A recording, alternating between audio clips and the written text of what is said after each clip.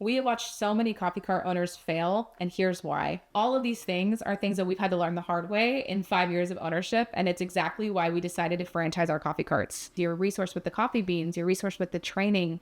If there's ever an event that you're doing and your equipment breaks down or you need help troubleshooting, you're never doing it alone. And so our franchise offering is just that, a plug and play coffee cart business that launches in 90 days. And we are currently looking for more territory owner operators who are interested in beginning their coffee cart businesses.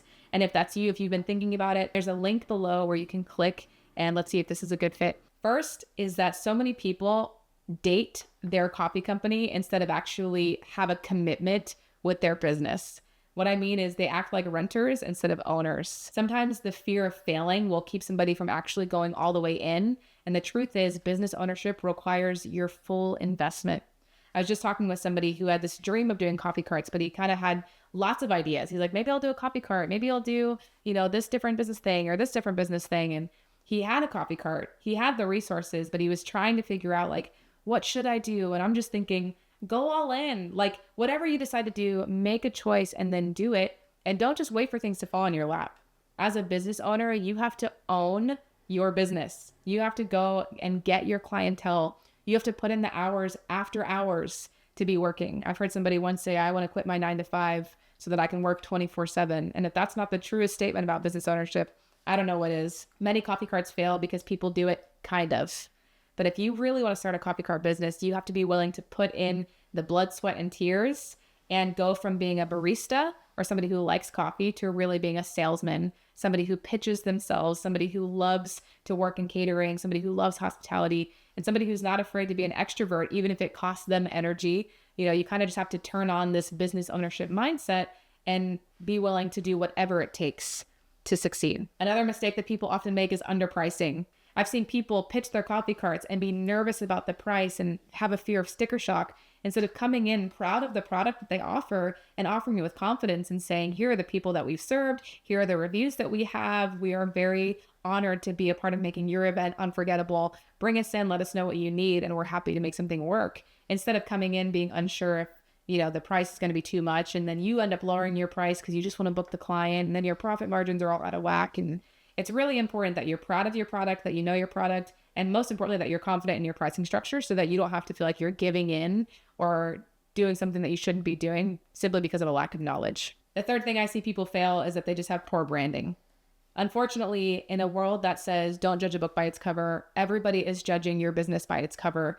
And if you have a great product in coffee, but your website looks terrible, people are just not going to believe in your professionalism. If your social media is not up to date, or if there's not community involvement, or maybe you just have poor reviews, there's some trust that is built on the platform before anybody actually comes to you. And so your brand aesthetic is huge. It's why Disney does so well and Fun Spot isn't even close. They both have roller coasters, they both have rides and food for kids, but one of them has really mastered their branding and then of course their customer service, which would take me on to the next thing that people fail at. Most businesses fail not because they don't get bookings, but because they're terrible with client relations. Part of the business ownership process is that when you get bookings, there is a reoccurring follow-up that happens with your client so that you're getting to know them, so that they can hear that you're fully invested in them and that they don't feel forgotten. And if you have a lead that's come through and you've just completely lost them in translation, of course, they're not going to close that booking, nor are they going to book you again. And a lot of business ownership is client relations. It's following up with people. It's offering reoccurring discounts, giving them free items to say thank you for booking with you. It's all of those. And so having a spot in your brain that is dedicated to just client relations is a huge part of successful business ownership. Another reason why so many businesses fail is that there's not a scalability plan.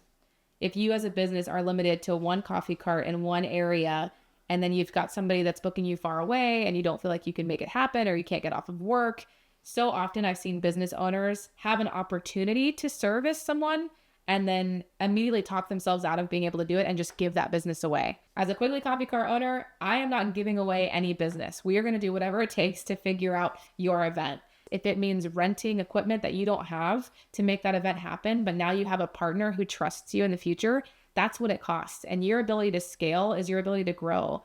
And you cannot limit yourself because you are too intimidated by the growth potential. We had to go from 1 cart to 3 carts in the first year because we couldn't service the events that were coming in, and we were going to do whatever it takes to keep bookings coming and to continue to grow the brand and continue to grow our coffee company. So you have to have a scalability plan. You've got to be willing and able to scale, and it's going to cost you, because if you want to make money, you got to spend money, but you will make money if you scale appropriately, and you've got to be positioned to grow. Lastly, I think one of the biggest things that people don't realize as to why coffee carts fail is simply humility.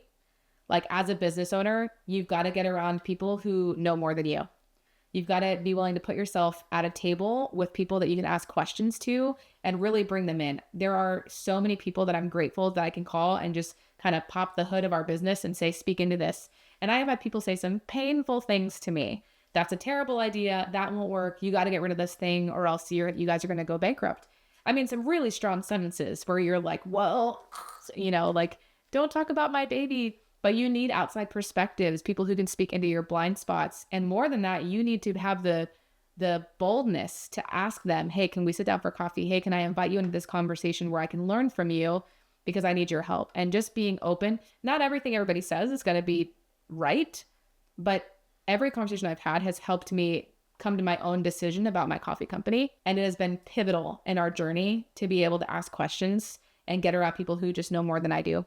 People who know more about finances, people who know more about operations, people who know more about employees and hiring and firing and all of that stuff. You got to get around people who are ahead of you. And that requires humility, because it means that you are coming to the table saying, I don't know. That posture will get you further than being a business owner who has the answer to every question. After humility, secondly, would be stewardship.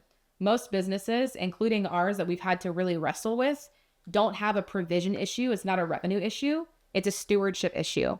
Every time you make revenue, making sure that you're positioning your finances to have budgeted, allotted spaces for maintenance, for travel, for taxes, making sure that you're staying up to date with your taxes so that you're not surprised with an incoming IRS letter in the mail. Like, making sure that you are stewarding your finances, making sure that you're paying yourself first. All that stuff is pivotal in the success of your business. And so many people end up throwing money away because all of their margins are out of order, when really it's not that revenue isn't coming in. It's just that the expenses outweigh what they should. And it's our job as business owners to be willing to pull things back and say, okay, we need to get the reins on this thing. What decisions do we need to make to get these profit margins in order? And so if you want your coffee cart business to succeed, you got to grow in humility and you got to grow in your stewardship. And that happens best when you're with other people who you invite them in to speak to your blind spots.